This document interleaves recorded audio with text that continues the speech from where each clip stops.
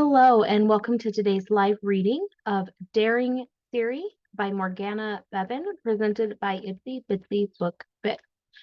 Chapter 1, Theory. I shifted my weight from one foot to the other, twisting my diamond engagement ring around my finger while I waited my turn at the registry office. Once I got the marriage license sorted, I could enjoy my rare free afternoon. What I'd do with it, I had no clue. An endless line of options piled up inside my head.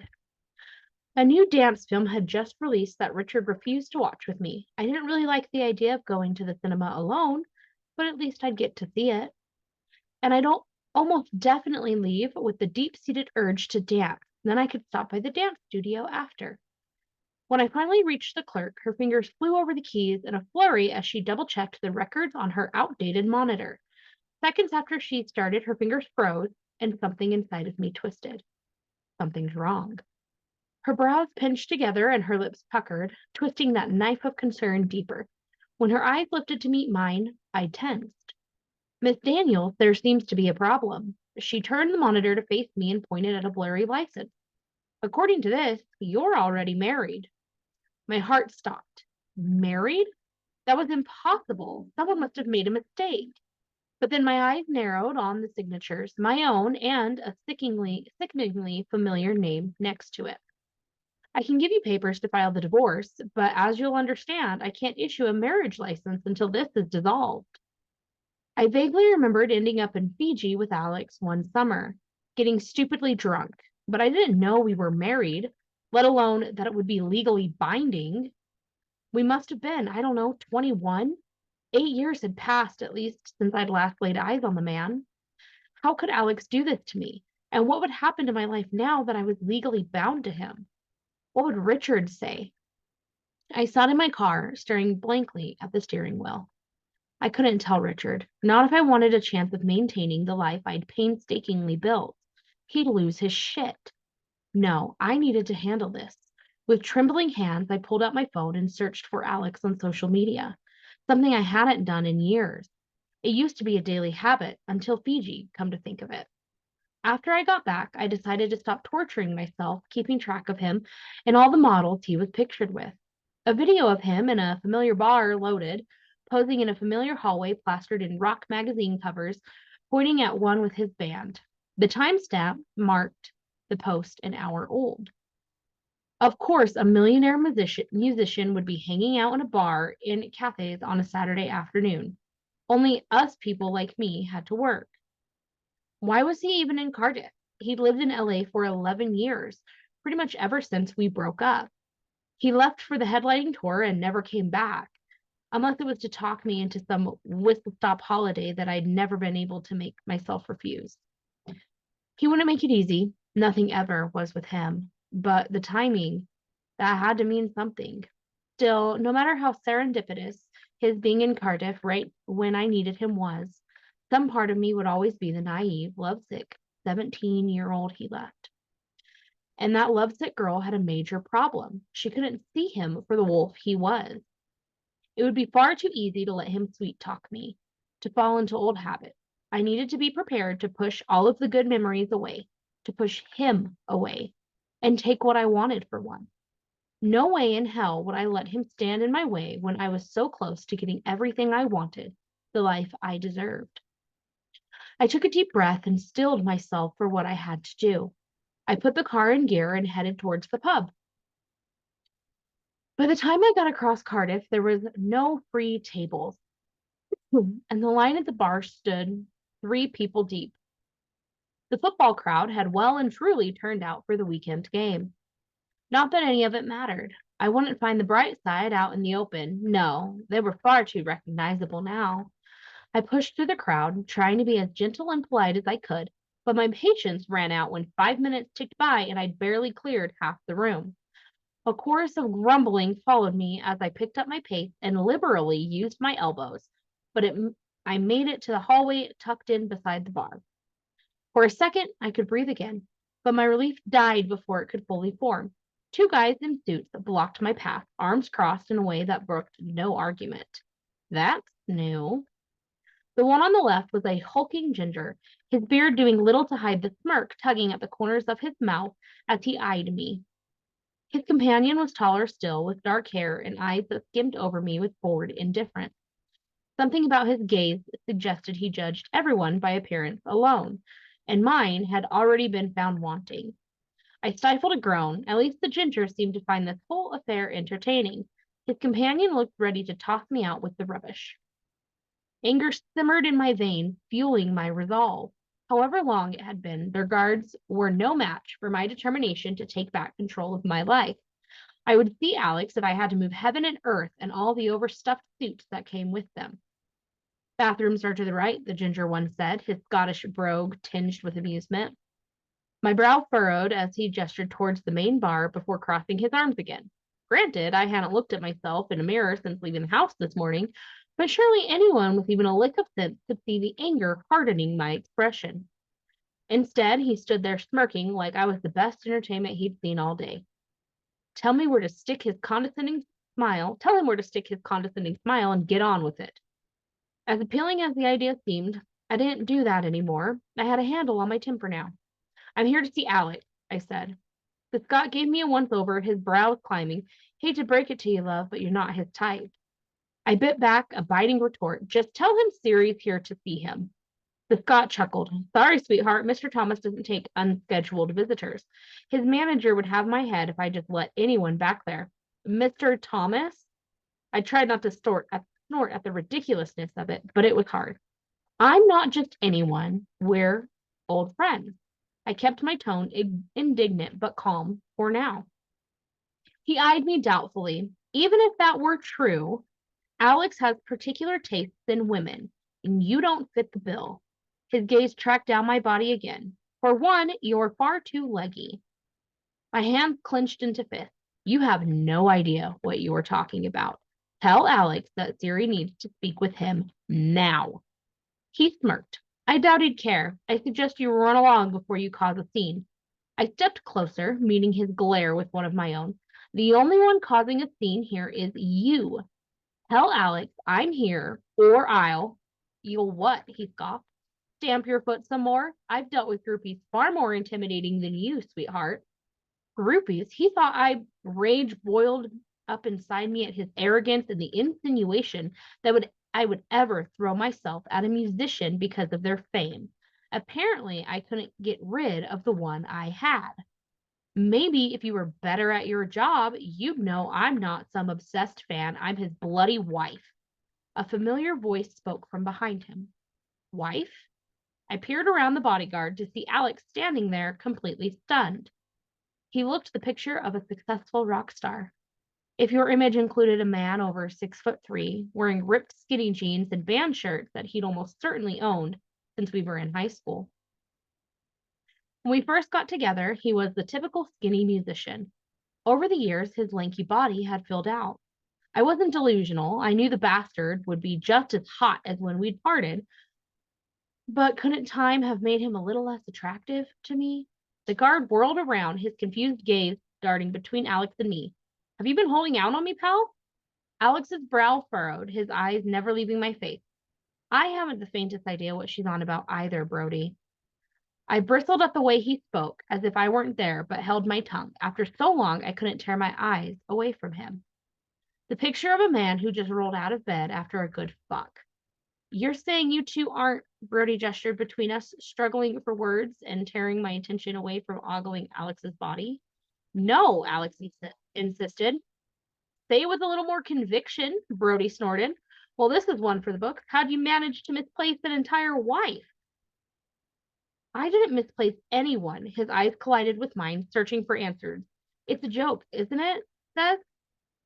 He ran an agitated hand through blonde hair, longer now than it used to be, but still unruly as ever. Getting back at me after all these years? Indignation flooded in, quick and hot, as if I had nothing better to do these past 8 years than plot revenge. Please. According to the records I saw today, we've been illegally married for 8 years, I said, my voice perfectly level and not brimming with the need to strangle him. Alex stared at me, slack-jawed. How is that even possible? Brody chuckled. I was just taking the mickey about forgetting a wife. How'd you really manage that? Alex threw up his hands in frustration. I didn't manage anything. I don't know what she's on about. His expression turned pleading. Please be serious. He stepped around Brody, grabbed my hand, and tugged me into the hallway. Hey, Brody protested. Alex cut the bodyguard a hard look, and his mouth slammed shut. Then he focused all of that attention back on me. My treacherous body loved the feel of those intense eyes fixed on me and only me. We're not married. My simmering anger reignited in an instant. Maybe I needed to take more meditation classes because this shit was not holding. I unfolded the paper I'd tucked into my pocket at the registry office and slammed it against his chest. Then explain this. His bewildered expression melted away as he read the photocopied marriage certificate. Fiji? He glanced up, his blue eyes fixed on me with an odd, calculating light. A slow grin spread across his face. What the hell was he thinking? Well, what do you know, Twinkle Toes? I always said you couldn't get rid of me that easy. His casual declaration and use of my old nickname set my teeth on edge. Brody peered over his shoulder, brows climbing as he read. You've kept me in the dark all this time, you sly dog. He shook his head, chuckling. No wonder you've been so tight-lipped about your love life. Alex glanced at him in disbelief. Don't look at me. I'm as shocked as you are, but can't fight the facts, apparently. His gaze swung back to me, grin unwavering, and that disconcertingly calculating look in his eye, or fate, seems like it. I folded my arms, pulse racing. This could not be happening. There's nothing about this that's fate, Alex. I have a life now. I needed this divorce. Why was he smiling like that? It was just a local ceremony. There wasn't even an officiant. I bit back the edge of panic, but only just. Alex noticed. He always noticed. We can't actually be married. Alex quirked a brow. Says right here we are. He pointed at our signatures on the certificate. And after so long, I doubted annulment would do the trick. We're well and truly stuck with one another now, Twinkle Toes. Chapter 2. Alex. We are absolutely not stuck together, Ceri snapped. Hold that thought, Twinkle Toes. I caught her hand again and she stiffened. Her hand was small and soft compared to mine, but holding it punched me in the gut. For a moment, I felt 18 fucking years old again. Mesmerized by the girl who'd always have my sorry ass until she tugged and reality crashed back. Do not call me that ever again, she bit out. Why? You used to love it. She scowled at me, only making my amusement grow. Okay, so sometimes she loved my little pet name. It had always depended on her mood and not how I said it. I did not. The hallway ended and we stepped into the back room. The moment I crossed the threshold, I had second thoughts. Maybe I should have let her out the front door and into my car instead of into a room full of nosy fuckers who'd get in my way. That can't be Ceri fucking Daniels, Lewis, our bassist, said, his voice filled with astonishment. The prick shuffled out of the booth, grinning as he studied Ceri. She'd cut off your arm before letting you touch her again. That's a bit extreme. He's not wrong, Ceri said, before yanking her hand out of my grip. I'm here for a divorce, not a show and tell. Divorce? When I literally just got her back? Yes, the timing had always been shit and my job got in the way, but that didn't change the facts. She was it for me, my endgame. Always had been and always would be. I'd fucked up the way I'd left her. I could admit that. But once the band slowed down, I would be able to give her the life she deserved for putting up with me. That day was 2 years away after this tour ended. The pieces were finally falling into place, and no way in fucking hell was I giving up that ace so easily. Her brows rose as if she expected me to feel even a speck of shame at our situation. Oh, my girl had clearly forgotten a thing or two if she thought this would shame me. When the hell did you two get married? Andy, our rhythm guitarist, asked. He scrambled out of the booth and rushed over, his mop of brown hair falling in his eyes, well overdue for a haircut. Tom, our drummer, followed closely behind. I didn't think you knew how to lock her down, Tom flashed Ceri an easy smile, his hazel eyes crinkling at the edges with a softness that deepened my scowl. Not that we haven't missed you, of course, says. He's always been useless without you. Tom, I glared at him. Shut it if you know what's good for you. Yeah, he waved me off, not even slightly concerned. Spill, when did this happen? Ceri's cheeks reddened at all of the attention, the blush stark against her pale skin. Yeah, her little declaration had definitely backfired on her. None of your business. I tightened my grip on Ceri's hand. Like hell it isn't, said Andy. You've been an unbearable asshole for years, and now, Andy, I snapped, I need to talk to Ceri before you nosy fuckers get involved. Andy held my gaze for a moment, then nodded. Lewis kept shooting me that annoying, knowing smirk that got under my skin, while he held back the others. Apparently we tied the knot in Fiji and were too drunk to remember, I shrugged, giving them an inch. And now Alex is going to sign divorce papers, Ceri said, an edge of barely controlled anxiety leaking through her determination. So this will all seem like a fever dream soon enough. She started digging in her handbag. Her long raven hair fell across her face, blocking her expressive eyes from me. That also meant she missed my scowl. The guys did not. They snickered as they took their seat. I finally didn't have to worry about convincing her to marry me. Couldn't I just enjoy the feeling for an hour before she made me fight for her? Hold on a minute, Twinkle Toes. I grabbed Ceri's wrist to stop her rummaging. Before we start talking about something as permanent as a divorce, let's just catch up first, yeah? She eyed me suspiciously. And why would I do that? Maybe I just miss my friend. I grinned as her brows arched in disbelief. She shook her head, laughing mirthlessly. We were never friends. I nodded to a quiet table at the far end of the room, away from my nosy bandmates. Indulge me for 5 minutes, and then we can sort out all this legal mess. Ceri hesitated, but then sighed. 5 minutes, that's it. Biting back a triumphant smile, I led her over to a small table and pulled out a chair for her like I used to. She pulled a face at the gesture, but took the seat without comment. What have you been doing with yourself the last 8 years? I asked before dropping into the chair opposite her. One day I'd thank Langley, the owner, for putting tiny bistro tables in the back room of the Hound. With no effort at all, my knees bracketed Ceri's. She shifted in her seat, trying and failing to avoid the press of my body against hers. That innocent contact shouldn't have even registered, but we'd always been a handsy couple. This light touch only made me itch for more. Teaching dance mostly, she shrugged. You teach? I couldn't hide the disbelief in my tone. But you're still performing, right? She stiffened, her gaze rising no further than my chin.